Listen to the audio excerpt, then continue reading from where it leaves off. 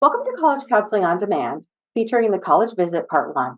This video focuses on the preparation and planning leading up to a college visit. We'll be covering the following topics: why visiting is important, when to visit, and planning the visit. First, we like to say that there's really no substitute for a campus visit when it comes to deciding which college to attend.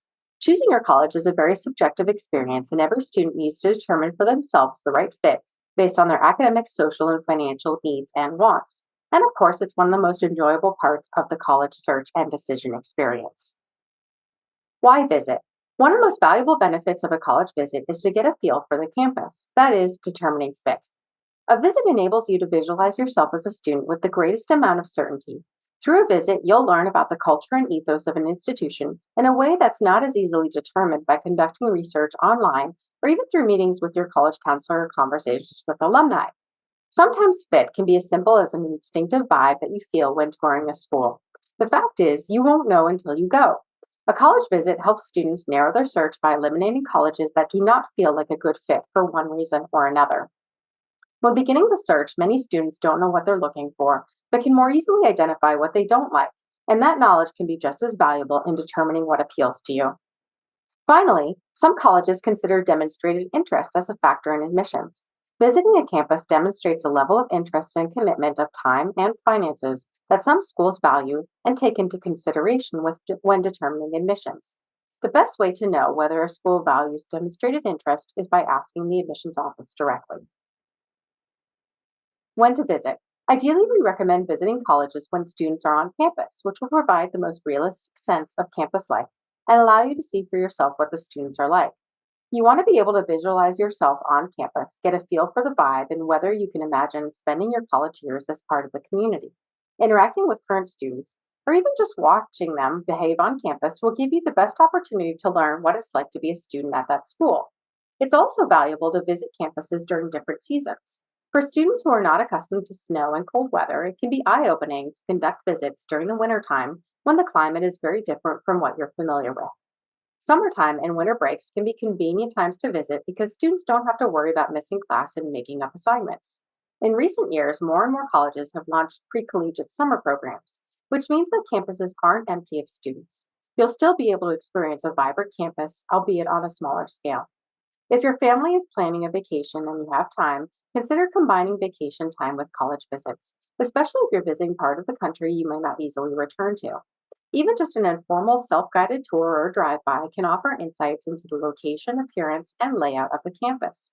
Many colleges will offer links on their admissions websites to a self guided tour brochure and walking map of campus, making it easy to navigate on your own.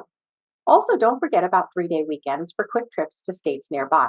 The sooner you begin your visits, the more information you can begin to gather about the many options that exist. Ultimately, we want our students to be informed consumers and have conducted extensive research when deciding on the colleges to apply to and ultimately attend. As a freshman, it can be worthwhile to visit colleges as a way to incentivize or motivate students to think about their futures, formulate goals, and plan the road ahead. Sometimes just going on a campus tour of the nearest college, regardless of interest, can help students determine what they should look for in other schools. Visiting colleges in your own backyard can be worthwhile because they're easily accessible and cost effective. As a freshman, your student has time to consider the many options that exist. The stakes aren't as high, and there's less pressure to figure out what they want.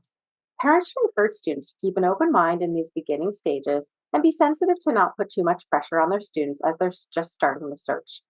Sophomore year is a time to branch out beyond your in-state and/or local options and consider visiting colleges that are 2 to 4 hours away to give yourself a broader range of colleges to evaluate and learn about. If possible, map out your trip by researching travel times between schools, and if there's another college in the area that you're not familiar with, consider visiting that campus as well. You might be surprised at what you find. Students should expand their visits to include colleges that vary in size, location, and selectivity.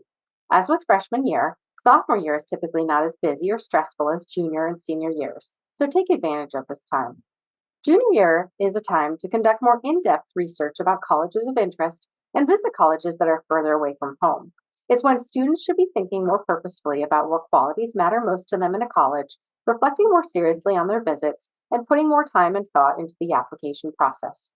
When planning the visit, if students know what they want to study, they could reach out to a professor in a particular department to make a separate appointment. Or if they want to play a sport, schedule a meeting with a coach. Or if parents have questions about affordability, schedule a meeting with financial aid. Or for students with accommodations, schedule a meeting with academic support. These are just a few examples of how students can customize their visits based on their specialized needs and interests. Senior year is a time to finalize your list and make your enrollment decision. Many seniors submit applications in the fall, so we encourage students to have a well researched list created by the start of senior year. For seniors, visiting a college can lead to personal experiences and interactions, which can strengthen a student's narrative when answering supplemental essays that ask why a student is interested in that specific college. Fall of senior year is an ideal time to schedule an interview with admissions offices if they are available, since interviews can help breathe life into an application. Keep in mind, however, that not all colleges offer interviews, and you should not feel at a disadvantage if you cannot schedule one. Ultimately, students become more astute observers and more discriminating consumers with time and practice. You'll start figuring out what you're looking for, the questions to ask, and what aspects of a visit are most important to you in crafting your list. Start visiting colleges early, and you'll feel less stressed and more informed later on. How to schedule a visit. How do you schedule a visit? Sessions can fill up quickly, especially for visits in California. So you'll want to register for your visit before making your airline reservations to make sure you have a spot on the tour. All colleges have websites, and your first step in scheduling a visit is to go directly to that college's website and locate their undergraduate admissions page. Then go to the link or page for visiting campus. Many colleges will offer a calendar where you can click on your preferred day to see the available options. We recommend scheduling both a campus tour and an information session. An information session is a 30 to 60-minute overview of the institution. It typically includes information about admissions and financial aid, which you may not hear on the tour. Once you register for the visit, you will receive an email confirmation that you should print for your records. For advice about how to maximize your visit and advice for after your visit, we encourage you to watch the College Visit Part 2. Thank you.